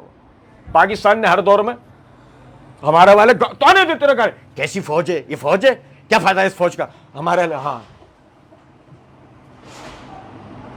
آگے نہ دیکھو, سامنے نکل کے آگے نا, کہ ہم بھی اگر ان کی طرح کرتے تو آج ہمارا بھی وہ اشر ہوتا جو ان کا ہو رہا ہے. ان فضلہ کان علیک کبیرہ, اے نبی صلی اللہ علیہ وسلم, اللہ کا آپ پر بہت بڑا فضل و کرم ہے, جو سب سے زیادہ فضیلت والا آدمی ہے نا، اس کی پیروی میں ہماری کامیابی ہے. میں صحیح بتا رہا ہوں آپ کو. خاص ہے اس قوم میں ترکیب رسول ہاشمی. جب تک ہم نبی صلی اللہ علیہ وسلم والے طریقے پہ نہیں چلیں گے، کچھ بھی کر لیں دنیا میں، کچھ بھی، اور کتنے عرصے کرتے رہیں، سوائے ذلت و خواری کے ہمارے نصیب میں کچھ اور ہوگا. اس کی وجہ حکمران نہیں ہے، اس کی وجہ لوگ نہیں ہے، اس کی وجہ وسائل کی کمیابی نہیں ہے، اس کی وجہ صرف اور صرف ہمارا طریقہ نبوی کو چھوڑ دینا ہے، جو ہم نے شروع سے کیا ہوا، قرآن اٹھا کے سائڈ میں رکھ دیا. ہماری آئین کی کتاب، ہماری آئین کی کتاب قرآن، اس پہ آرڈیننس جو پاس کیے محمد الرسول اللہ صلی اللہ علیہ وسلم کے آرڈیننس، یہ چاہیے ہمیں. لوگ کی اتنی موٹی موٹی کتابیں بیکار ہیں، صرف یہ 30 پارے بہت ہیں. بندہ اگر صرف ان کے مطابق بنے گا، دیکھیں غور طلب نکتہ ہے، میں نے بھی بتایا نا کہ وہ ٹیلے پہ سے اوپر آئے، ساری فوج نیچے ہو گئے، ایک آدمی کا روب دیکھو آپ. اس وقت ہم دنیا میں 1 ارب 60 کروڑ ہیں، کس پہ ہمارا روب ہے؟ کس پہ روب ہے ہمارا؟ کہ دنیا میں ایسا ہو کہ کہیں پہ کوئی مسلمان کھڑا ہو جاتا ہے، سامنے والا وہ نہیں، وہ بھائی خیال کرنا ہے. مثال طور پہ کسی ایمبیسی میں مسلمان داخل ہو رہا ہو، وہ بھائی الگ ہی پروٹوکول بی. ایئرپورٹ کے اندر داخل ہو گیا، وہ دکھانے کے لیے آ رہا ہے کیا؟ اپنا پاسپورٹ. وہ کھڑا ہو گیا کرسی سے، کیوں گناہ گار کرو، آپ کا پاسپورٹ دیکھیں. نہیں سمجھے؟ پتہ ہے ہم پچھلے دنوں کس کیفیت سے گزرے ہیں؟ پاسپورٹ تو دور کی بات، ہمارا ایک حکمران کے کپڑے تک اتروا لیے تھے انہوں نے، اتار. کیا بے عزتی کا مقام تھا اللہ کی قسم. اور ہمارے بزرگوں کی میں نے بتایا نا کہ وہ بھیڑ کی کھال پہنا ہوا اور تلوار گلے میں بیچارے غریب نے لٹکائی بھی، اس پر نیام تک نہیں ہے. لیکن اللہ نے نبی صلی اللہ علیہ وسلم کی پیروی میں اس کا روب اس کے دشمنوں پہ کیا رکھا ہے کہ روم کے مرکزی کلیسے میں، مرکزی پویلین کے درمیان سب کا مرکز بن کے کھڑا، جرت نہیں، ہزاروں افراد وہاں موجود ہے، جرت نہیں اس کو انگلی ٹچ کر دیں. اور قانون تو بنتے ہی توڑنے کے لیے ہیں کہ اگر مثال کے طور پہ کسی کے ذہن میں ہو کہ بھائی ایسے سفیر آیا تھا اس لیے اس کو نقصان نہیں پہنچانا، نہیں بھائی، وہ کوئی مسلمان تھے، رومی، دنیا کے سفاک ترین لوگ تھے، دنیا جانتی ہے وہ اپنے دشمنوں کے ساتھ کیا کرتے تھے. لیکن جب ان کو جعفر رضی اللہ تعالیٰ عنہ نے مخاطب کر کے یہ بات بولی، ورنہ ہم تم سے لڑیں گے، وہ یقین کریں میں بعض دفعہ وہ پڑھتا ہوں نا، میں کیا بتاؤں آپ کو، میری کیفیت اس وقت کیا ہو جاتی ہے کہ یار وہ کیا منظر ہوگا جب یہ ایک اکیلا تنہا دنیا کے سب سے بڑے سپر پاور کے مین جو نا، یعنی کہ سمجھ لو وائٹ ہاؤس میں کھڑے ہو کر وہ ان کو للکار کر یہ بات بول رہا ہے، اور وہاں موجود ایک آدمی کی جرت نہیں ہے جو کہے بے تیری اوقات ہے تو نہیں، یہ ہمارے سب سناٹے. ایسا کیا کرامت اس آدمی کے اندر تھی. وہ محمد صلی اللہ علیہ وسلم کا ساتھی تھا، وہ محمد صلی اللہ علیہ وسلم کا پیروکار تھا، انہی کے طریقے پہ چل کر یہاں تک پہنچا تھا.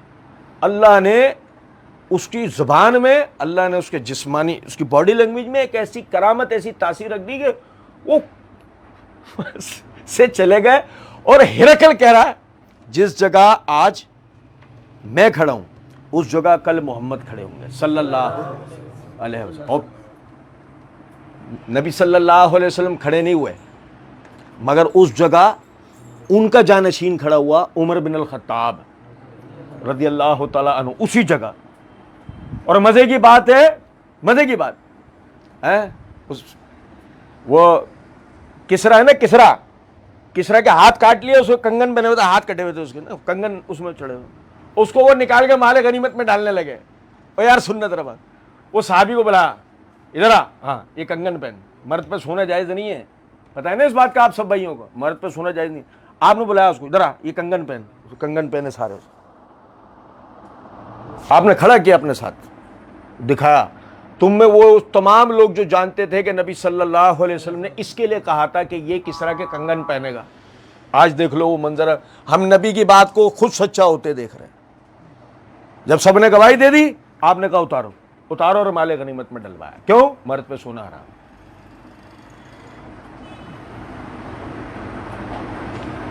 وہ جس وقت میں اس غریب نے, اس بھیڑے چرانے والے نے جب نبی صلی اللہ علیہ وسلم کی زبان سے یہ سنا کہ تو کسرا کے کنگن پہنے گا, اسے یقین آیا ہوگا, آیا ہوگا. یہی تو فرق ہے ہم میں اور ان میں کہ میں کسرا کے کنگن پہنوں گا. اور پھر وہ یہی ہوا کہ وہ اسی طریقے پر چل کر کہاں پہنچے کہ جہاں انہوں نے کسرا کے کنگن پہنتے زندہ لوگوں نے دیکھے, جنہوں نے اپنے آنکھوں سے وہ پیش گوئی سنی تھی. ان فضلہ کان علیک کبیرہ. اے نبی صلی اللہ علیہ وسلم, اللہ کا آپ پر بڑا فضل ہے. ہم نے نا جو اصل فضیلت تھی نبی صلی اللہ علیہ وسلم کی, اس کو نہیں سمجھا, جس کا نتیجہ یہ نکلا امت کی فضیلت جاتی رہی. نبی صلی اللہ علیہ وسلم کی اگر فضیلت سمجھنی ہو تو امت کی فضیلت میں سب سے پہلے دکھتی ہے. صحابہ کرام رضوان اللہ علیہم اجمعین. اور دیکھو وہ سنت ربات کو, یہ جو نا صلح حدیبیہ ہونے سے پہلے کیا ہوا, ابو سفیان مسلمان نہیں ہوئے تھے جب, تو ادھر صحابہ کہتے تھے کہ ہم لڑیں گے, ادھر وہ کہتے تھے ہم لڑیں گے. ادھر نبی صلی اللہ علیہ وسلم چاہتے تھے کہ لڑائی نہ ہو, جنگ نہ ہو, صلح ہو, خون خرابہ نہ ہونا چاہیے. اچھا ابو سفیان جو نا پہلے وہ آئے دو افراد کے ساتھ, انہوں نے کہا کہ آپ واپس لوٹ جائیں. کہ نہیں, واپس تو نہیں جائیں گے, عمرے کی نیت سے آئے, عمرہ کر کے جائیں گے. اچھا وہ جو نا ابو سفیان اس کو دیکھ رہے, اس کو دیکھ رہے, اس کو دیکھ رہے, اس کو دیکھ رہے, بات کرتے کرتے, کیونکہ بڑے ایک زیریک قسم کی شخصیت تھے پہلے سے ہی. یہ نہیں کہ مسلمان ہونے کے بعد, پہلے سے ہی نا بڑے جو قائدانہ صلاحیت کے حامل آدمی تھے. لوگوں کو ایسا بھانپ لیا کرتے تھے دیکھتے ہی. تو وہ نا دیکھتے رہے سب کو, اس کو بات کر رہے نبی صلی اللہ علیہ وسلم, اس کو دیکھ رہے, اس کو دیکھ رہے, سب کو. جو واپس گئے یہ تینوں حضرات, اور انہوں نے کہا اچھا وہ لڑنا چاہتے ہیں, ہم بھی لڑنا چاہتے ہیں. کہا تم لڑ نہیں پاؤ گے ان سے. کیوں نہیں لڑ پائیں گے؟ مطلب آپ سمجھے ذرا اس بات کو, مدینے کی طرف سے آنے والے لوگوں سے ہم کیوں نہیں لڑ پائیں گے؟ کیونکہ اہل مکہ حرب فجار 1 صدی تک لڑتے رہے, ان کو لڑنے کا 100 سالہ ایکسپیرینس ہے. جیسا ہمیں 26 سالہ تھا, ہم نے انڈیا کے ساتھ کیا کرا, انہیں 100 سالہ تجربہ تھا لڑنے کا, ہم کیوں نہیں لڑ پائیں گے؟ تو ابو سفیان نے اس وقت جو ایک جملہ بولا نا, وہ بس سمجھ لو یہ ہے فضیلت. انہوں نے کہا میں محمد کے ساتھیوں کو دیکھ کر آ رہا ہوں صلی اللہ علیہ وسلم, میں محمد کے ساتھیوں کو دیکھ کر آ رہا ہوں. کیفیت یہ ہے وہ جس رخ پر بھی بیٹھے ہیں یہ لوگ اسی رخ پہ بیٹھتے ہیں. وہ کھڑے ہو جائیں کھڑے ہو جاتے ہیں, یہ بیٹھ جائیں بیٹھ جاتے ہیں. ان کے بولنے اور ہاتھوں کے اشاروں پہ نگاہیں ٹھہرا کے رکھتے ہیں کہ بس یہ بولے, یہ اشارہ کریں. ان کے بولنے پہ ہاتھوں کے اشارے پہ نظریں ٹھہرا کے رکھتے ہیں, حتیٰ کہ وہ وضو کریں, حتیٰ کہ وہ وضو کریں تو یہ ارد گرد کھڑے رہتے ہیں انتظار میں. اور جیسے ہی وہ پانی کے چھینٹے آپ پر سے اڑتے ہیں یا گرتے ہیں, انہیں سنبھالتے ہیں اور اپنے جسموں پہ بطور تبرک ملتے ہیں. تم سمجھتے ہو تم ایسے لوگوں سے لڑ لو گے؟ یہ ہے فضیلت. شخصیت کے کمالات بتانے میں آپ کا مد مقابل اپنے والے شخص کے کمال بتا دے گا, لیکن اگر آپ نے پیروکاروں کے کمال دکھا دیے, وہ بولیں گے یار جو پیروکار ایسے ہیں وہ شخصیت کیا ہوگی جس کی پیروی میں یہ اتنے باکمال بنے. تو صحابہ وہ علامت بنے, وہ نشانی بنے جس سے نبی صلی اللہ علیہ وسلم کی حقیقی فضیلت ثابت ہوئی کہ واقعی آپ ایک ایسی قوم تربیت دے کر گئے جس قوم نے مشرق سے لے کے مغرب تک فتوحات کر کے اللہ کے کلمے کے پرچم کو بلند کیا. ان فضلہ کان علیک کبیرہ. اے نبی اکرم صلی اللہ علیہ وسلم, اللہ کا آپ پر بڑا فضل و کرم ہے. اللہ کی قسم بہت سوچی سمجھی سازش کے تحت یہ رازیت اور بریلویت کو ہمارے اوپر لادا گیا ہے. بہت سوچی سمجھی سازش. یہ نور و بشر علم غیب کی بحثیں, یہ میلاد منوانا جان بوجھ کے ہمارے ساتھ کیا گیا کہ ہم انہی چکروں میں لگے رہے اور جو کرنے کا کام ہے نا ہمارا کرنے کا کام, اس کی طرف کسی طرح توجہ آنے نہ دیں. میں آپ کو ایک مزے کی بات بتاؤں, میں وہ سن رہا ہجو, بھائی نعت کے نام پہ ہجو بناتے ہیں نا یہ, تو وہ میں سن رہا, وہ کہہ رہا ہے ہم سر کو کٹا دیں گے, ہم میلاد منائیں گے, ہم سر کو کٹا دیں گے, ہم میلاد منائیں گے. اب میں سوچ رہا سنتے سنتے کہ دنیا میں کہاں ان کا میلاد منانے پہ سر کاٹا جا رہا ہے. ایک اگر مثال کے طور پہ روس کی بات کریں, ہم روس اپنی سرزمین کے اوپر ہے نا کسی بھی قسم کا نا مطلب مذہبی عنصر برداشت نہیں کرتا, وہ کچھ نہ کچھ پھر کر آ کے نمٹاتا ہے. روس کا ہے یہ معاملہ. لیکن مزے کی بات ہے کہ روس میں بھی ان کے مراکز موجود ہیں, وہاں بھی جھنڈے انڈے, وہاں بھی ایک روڈ سے نکل کے یوں گھوم کے اور آ جاتے ہیں اور ویڈیو بنا کے اپنے آفیشیل چینل پہ اپلوڈ کر دیتے ہیں.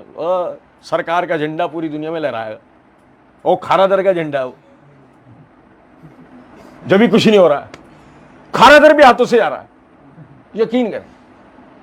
اب عرض کرنے کا مطلب یہاں پہ یہ ہے, آپ دیکھیں کہ وہ ہوا یہ کہ جو جذبات اسلام کی سربلندی کے لیے صرف ہونے چاہیے تھے, جو رسول اللہ صلی اللہ علیہ وسلم کی سیرت کو پڑھ کے بندوں کو لگتا ہے بھائی آپ نے کرنا کیا تھا, بھائی اسلام کی سربلندی کرنی یا میلاد کی سربلندی کرنی, کیا کرنا تھا؟ اسلام کی سربلندی کے لیے سر کٹوایا, وہ میلاد کے لیے سمجھے, وہ سن کے اس نے سیرت کو نہیں سنا, اس نے دین کو نہیں سنا, وہ یہی چیزیں سنتا بڑا ہوا اور آخر میں جاہلیت کی موت مر, جہالت کی نہیں جاہلیت کی موت پر مرا. بھائی حمیت کے لیے لڑنا, قوم پرستی کے لیے لڑنا, فرقہ واریت کے لیے لڑنا, جاہلیت کی موت ہے نا. وہ جو شہید کہلاتا ہے وہ تو اسلام کی سربلندی کے لیے, مسلمان ملت کی سربلندی کے لیے, اس پہ ان پہ ہونے والے مظالم کو روکنے کے لیے جو لڑتے ہیں وہ لوگ جو شہید کہلاتے ہیں نا. قرآن سے اور حدیث سے جو ہمیں بات پتہ لگتی ہے, تو وہ کہہ رہا ہے میلاد کے لیے سر کٹا لوں گا, تو وہ مسئلہ اس بیچارہ غریب اپنی جگہ صحیح بول رہا ہے, اس نے زندگی میں سنی میلاد ہے, سوچی سمجھی پلاننگ کے تحت ہو رہا ہے نا یہ سارا. اب جن لوگوں کو سیرت بتانی چاہیے تھی وہ بھی نہیں بتا رہے, کیونکہ مسئلہ یہ ہے کہ جن لوگوں کو سیرت بتانی چاہیے تھی ان میں سے آدھے لوگ کرپٹ ہیں, سیرت بتائیں گے تو اپنی کرپشن نظر آنا شروع ہو جائے گی. بھائی تم نبی اکرم صلی اللہ علیہ وسلم کی سیرت بتا رہے ہو, آپ ہائی پروفائل ٹارگیٹڈ آدمی تھے, ہائی پروفائل. او بھائی آپ نہیں سمجھے, نبی صلی اللہ علیہ وسلم پہ 7 قاتلانہ حملے ہوئے ہیں, پتہ ہے نا آپ کو, سیرت پڑھنے والے بھائیوں کو پتہ ہے, 7 قاتلانہ حملے ہوئے ہیں. آپ ہائی پروفائل ٹارگیٹڈ آدمی تھے, اپنے ساتھیوں کے درمیان میں بیٹھتے ہیں زمین پہ, اپنے ساتھیوں کے ساتھ سفر کرتے ہیں, کسی بھی قسم کا کوئی الگ سے کوئی پروٹوکول آپ کا تھا ہی نہیں. اب یہ جتنے پروٹوکول والے مولوی ہیں, سمجھنا ذرا بات کو, اگر مثال کے طور پہ یہ سیرت بیان کرنا شروع ہو جائیں گے اور اس میں یہ آپ کی متواضع زندگی نظر آ رہی ہوگی اور سننے والا پھر ان کے پروٹوکول دیکھ رہا ہوگا تو بولے گا نہیں مولوی صاحب فارچونر, فارچونر, وہ تو سنے قائد انقلاب, نام نہیں لوں گا میں, بڑی عزت دار شخصیت ہے, وہ آئے, ان کا پینافلیکس پتہ کیا لگا تھا, غریبی میں نام پیدا کر, ان کا پینافلیکس یہ لگا ہوا تھا, غریبی میں نام پیدا کر, اور آئے وہ 2.5 کروڑ کی گاڑی میں, فقیری میں نام پیدا کر, غریبی میں نام پیدا کر, تو 2.5 کروڑ کی گاڑی میں ہمیں فقیری میں نام سکھانا ہے. نبی اکرم صلی اللہ علیہ وسلم نے فرمایا طاقتور مومن ضعیف مومن سے زیادہ اللہ کو پسندیدہ ہے. اور طاقت ہر طرح کی ہوتی ہے نا, جانی, مالی, علمی, اسٹیٹس کی, نہیں سمجھے. فقیری میں کیوں نام پیدا کریں بھائی, امیری میں نام پیدا کریں گے. اور نہیں سمجھے کچھ بات, فقیری میں کیوں نام پیدا کریں گے, امیری میں نام پیدا کریں گے. یہی تو سازش ہے ہمارے ساتھ, سیلانی فلانا ڈھمکا ٹھسا رہے. اب ایک کام کروا ان کو, لائق بنا, لائق. یہ فقیری میں نام پیدا نہیں کروانا, لائق بنانا, باصلاحیت بنانا. یہ سیلانی اعلانی یہ سب ختم کرنا ہے, بھکاری نہیں بنانا. اب بھائی مجھے بتائیں, چائنا والے فلیٹوں کے اندر سبزیاں اگا رہے ہیں, ہمارا والا روڈوں پہ بھی سبزیاں کھا رہا ہے. فقیری میں نام پیدا نہیں کروانا. 2.5 کروڑ کی گاڑی میں آیا تو ہمیں کہہ رہا سادگی اختیار کرو, بے شرم آدمی. وقار اور سادگی یہ دونوں ایک چیز ہیں. تکبر غلط ہے. فَبِأَيِّ آلَاءِ رَبِّكُمَا تُكَذِّبَانِ والی آیت کہاں جائے گی؟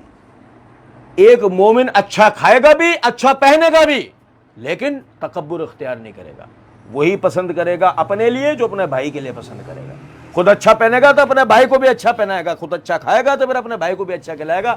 یہ فرق ہے امیری اور غریبی کا, طبقاتی تقسیم کا. امیر غریب کو کھانے نہیں دے گا, کھانا چھینے گا. غریب کو پہننے نہیں دے گا, اس سے کپڑا مہنگا کروا دے گا. لیکن یہ فرق ہے ایک مسلمان امیر کا, وہ امیر کا نہیں سوچے گا, وہ غریب کا سوچے گا اور توازن لائے گا. وہ توازن لائے گا, طبقاتی تقسیم کو ختم کرے گا, امیر غریب کے فرق کو ختم کرے گا. فقیری میں نام پیدا کر, موبائل چھن گئے 4 بھائیوں کو ایسی. کیا ہوا پھر اس کے بعد فقیری میں کیا انقلاب آیا؟ فقیری میں کتنے لوگوں نے نام پیدا کر لیا.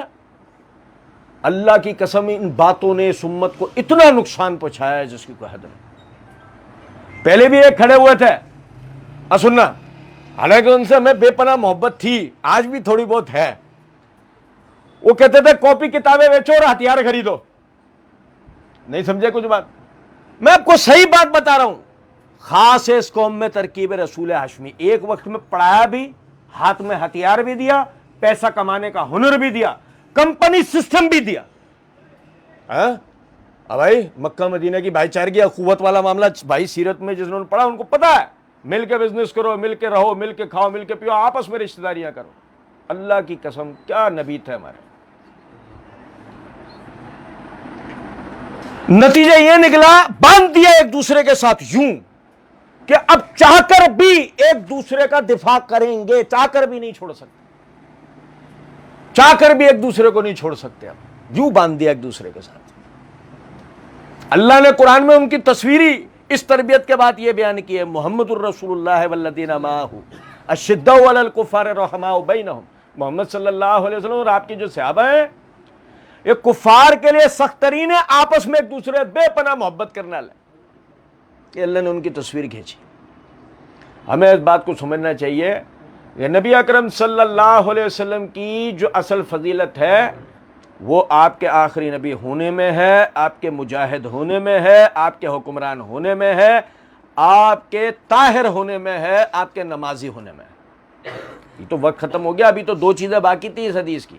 وقت کی قلت کی وجہ سے ہم پڑھ نہیں سکے. اللہ توفیق دے گا پھر کسی دن کوئی ایسی آیت آئے گی انشاءاللہ اس کے اندر پڑھیں گے. عرض کرنے کا میرا مقصد صرف اتنا ہے, بس ذہن بنا لو, ہمارے پاس تو جتنے سیاسی ہیں, وہ کیا میں لفظ اس کے لیے استعمال کروں, سیاسی کٹ پتلیاں, وہ کیا نام ہے اس کا, سائیں جی ایم سید کی سیرت پڑھی ہے میں نے. سائیں جی ایم سید, میں نے ان کی فلاں کتاب بھی پڑھ لی, میں نے فلاں بھی.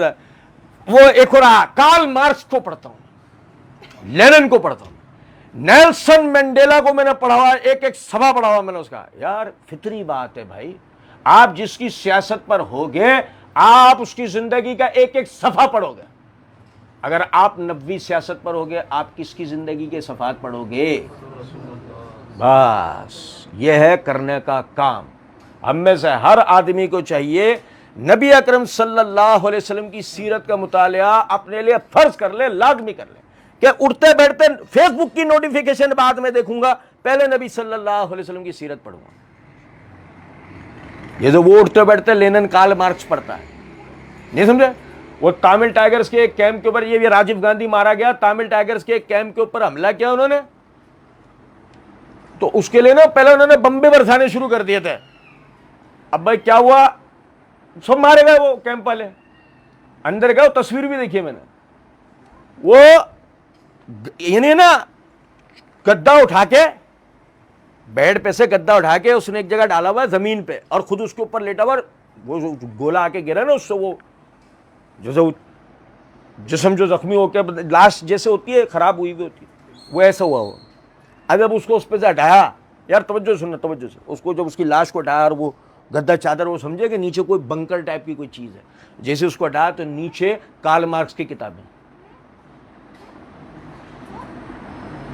صرف اس لٹریچر کو بچانے کے لیے اس نے اپنے آپ کو مروا دیا. آپ اندازہ کریں ذرا وجہ کیا, اس کو پتا ہے یہی لٹریچر پڑھ کے تو اس کا ذہن بنا تھا وہ انڈین آرمی کے خلاف لڑنے کھڑا.